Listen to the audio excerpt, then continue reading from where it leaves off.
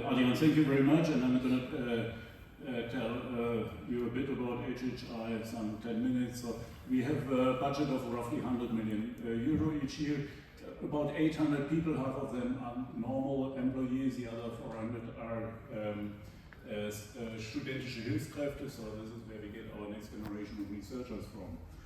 As all Fraunhofer institutes, we are 80% self-financed and get some 20% basic funding from the government. We have three major research activities.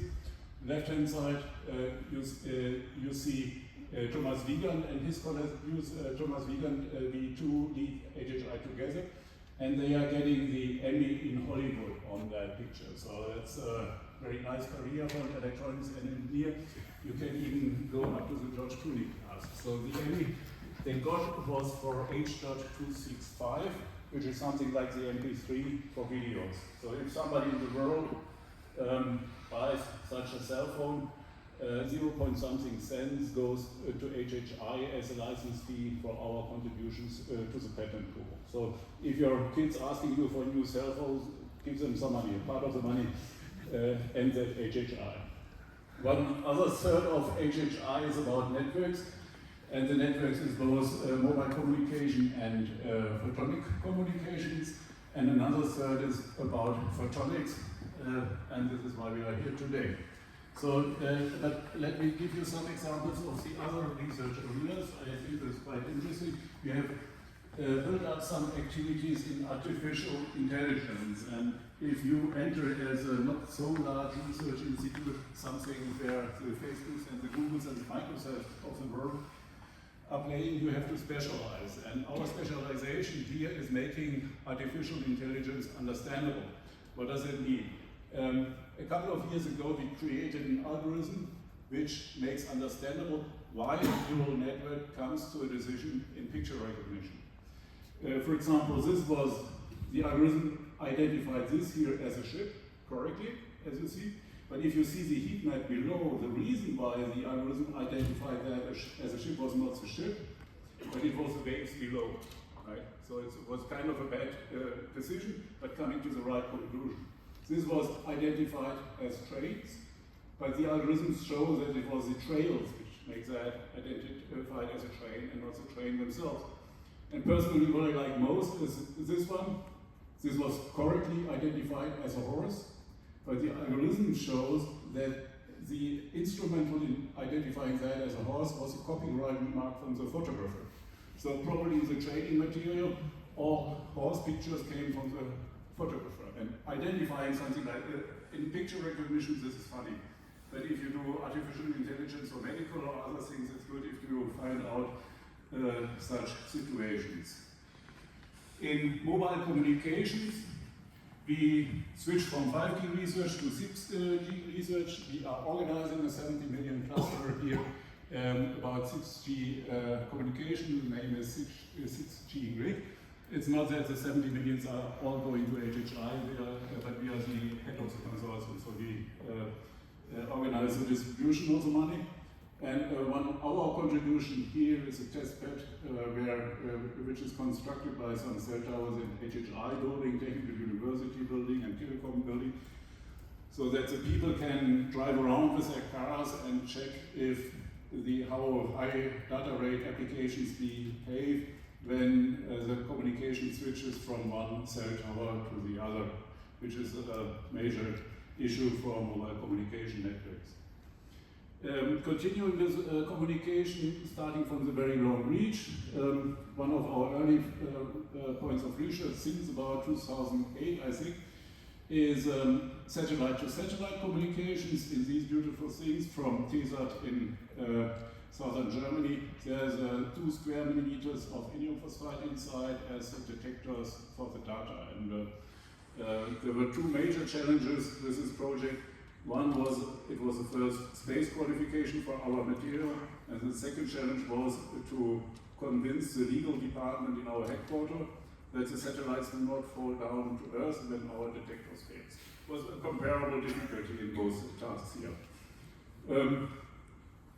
Since about 3 or 4 years, we work pretty much on quantum communication, which is has many photonic aspects, and here you see a demonstration of a communication link between two different offices in Bonn. One was the research Minister for Research, and the other was the BSI, Office for Safety in Communication Technology, and that was during Corona time to set that up and to make that work. That we transformed the 10th floor of the building into a lab, and with 4 or 6 weeks preparation we managed that to work, which was very nice for everybody involved. And now we're trying to roll out, and a part of the discussion on the Warsaw conference, which you mentioned, was also about installing with these technologies Baltic communication ring with which is quantum protected by photonic means. Going to the very short reach part of the networks, we are doing lots of research on on Li-Fi. It's an alternative to Wi-Fi. Advantage is higher data rates, and the advantage is that it's easier to protect against eavesdropping or disturbance from outside. And this is one of the applications we are testing, or one of our customers tested, that Japanese company which is investigating platooning. That means that a couple of trucks are driving very closely behind each other. Only the first one does the control. And here you see these elements which do communication to the next truck and can do some emergency braking also. Going more to the higher end, we don't stop only at chips. We also do the whole value chain from chips to modules and to measurement equipment. Example here from our terahertz group, where we do terahertz sensing. You can imagine, this is something like the radar you know from your airports. It's a factor of 1,000 smaller wavelengths, so you have a factor of 1,000 higher spatial resolution. You don't reach 1,000 kilometers, you reach maybe 10 centimeters to 1 meter or so. But typical applications is in manufacturing lines. In this extrusion line, there's a 250-degree hot piece of plastic which is pressed through some form, and we can monitor thickness. Or in the car industry, these technologies are used to measure the 5 or 6 layer car paint during drying. So competitor is ultrasonic. With ultrasonic you have to have physical contact, but in these situations, as you can understand, physical contact is not a good idea. Latest future from my side is our oldest photonic integrated circuits technology. This is indium phosphide peaks, where we offer multi-project runs since 2016 or so, since many years. We are the TSMC of indium phosphide, so everybody can go to us and design their wafers. We still discuss if we are a factor 10,000 or a factor 100,000 smaller than TSMC, but it's in principle it's the same business model. People do not have to understand the whole manufacturing chain. They don't have to understand the etching recipes and the molecular beam technologies to grow the substrate. They just understand the design, they drop it at HHI, and we do manufacture it. Last slide, as a small motivation that it's worth to be in this workshop on photonic integrated circuits. Just one number.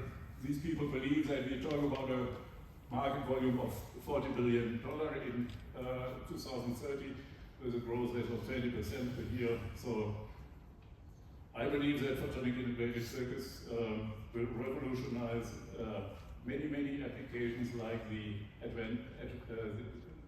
arisal of the electronic circuits have done in the 80s of the last century. So photonic integration is the future. Thank you very much.